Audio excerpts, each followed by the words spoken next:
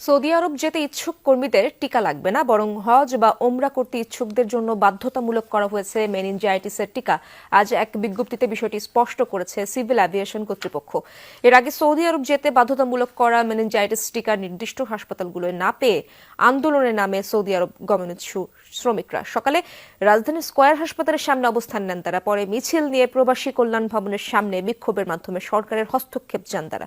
এরই মধ্যে এক বিজ্ঞপ্তিতে বিষয়টি স্পষ্ট করে সিভিল অ্যাভিয়েশন কর্তৃপক্ষ। বলা হয়, যারা ওমরা বা হজ করতে সৌদি আরবে যাবেন তাদের সবাইকে যাওয়ার কমপক্ষে 10 দিন আগে মেনিনজাইটিসের টিকা গ্রহণ করতে হবে।